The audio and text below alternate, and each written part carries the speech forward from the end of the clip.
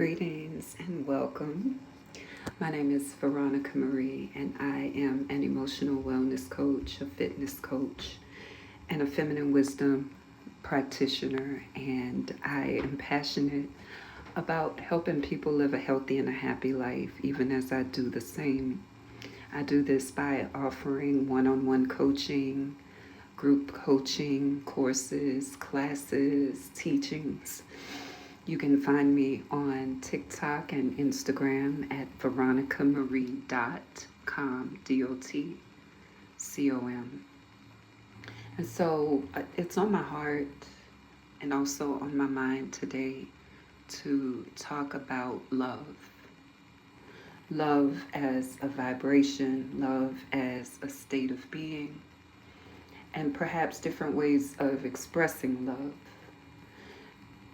You see, love is a state of being that is not based upon conditions. Love is. Love is God. If you can imagine that, it's not that love is anything but love. Love just is. Take a second to breathe that in because we're talking about a state of being. We're not yet talking about what your eyes see, what your ears hear, what you experience and such.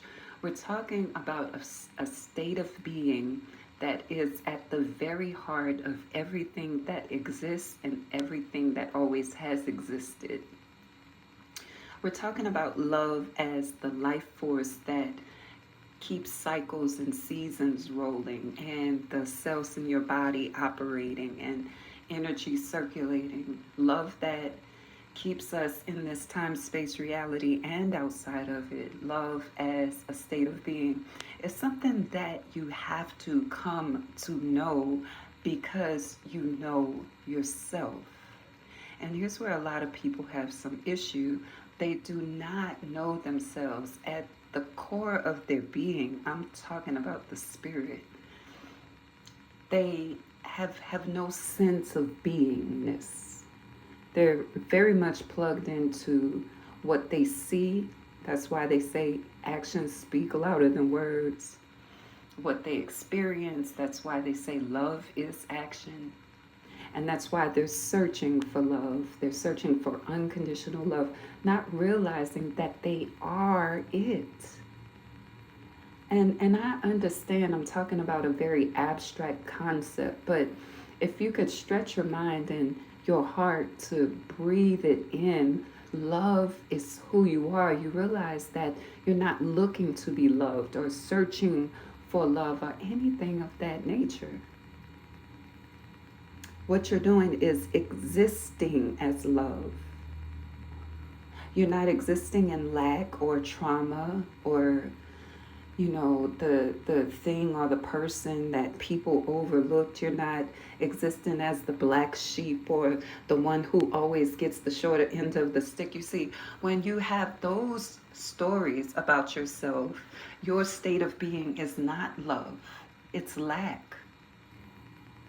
You are in some way not whole and you need someone to come and supply your wholeness.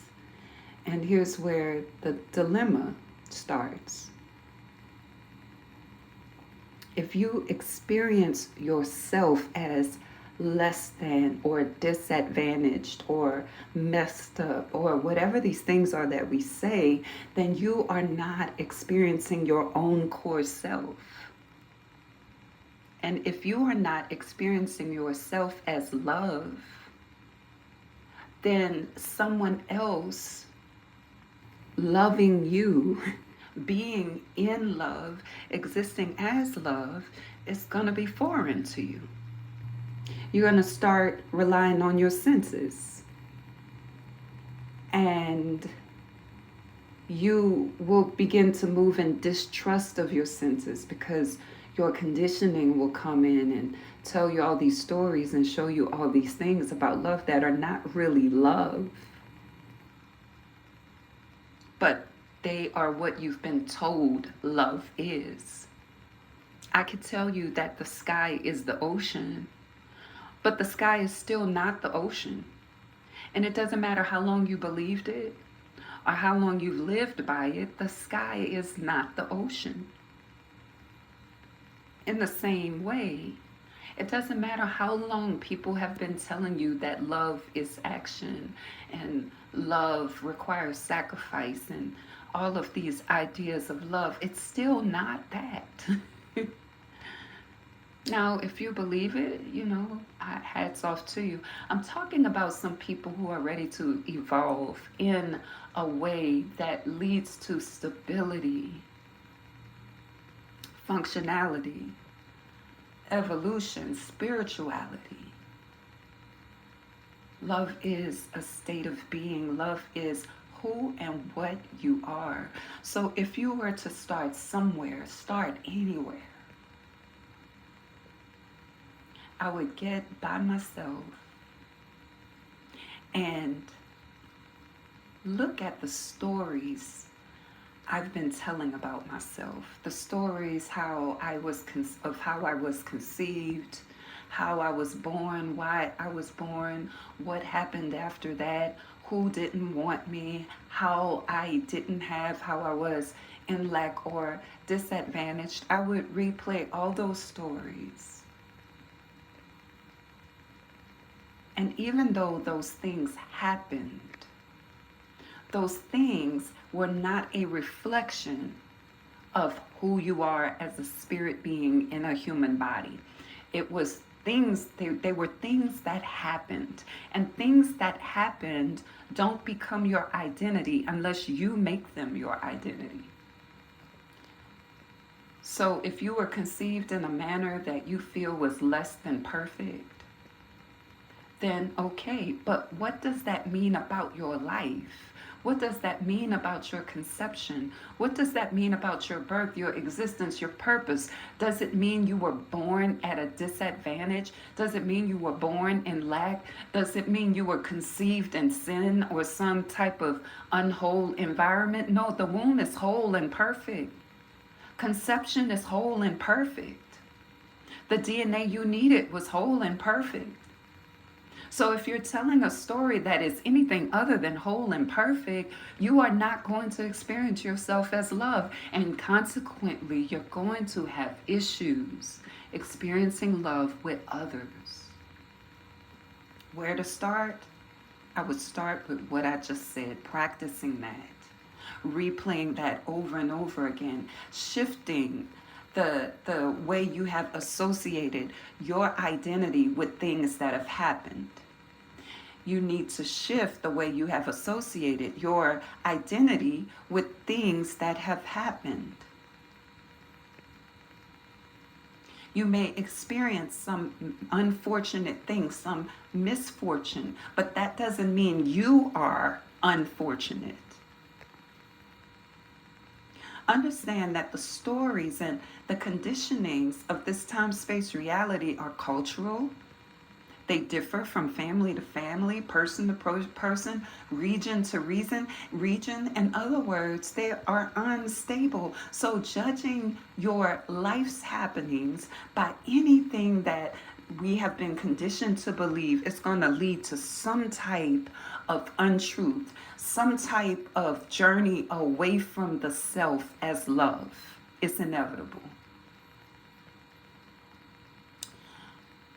So, again, get by yourself.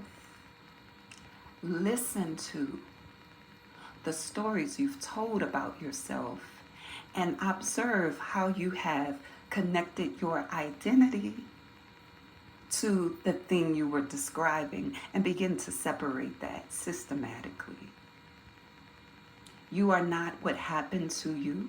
You are not the things that people have said. You're not even the things that you have done.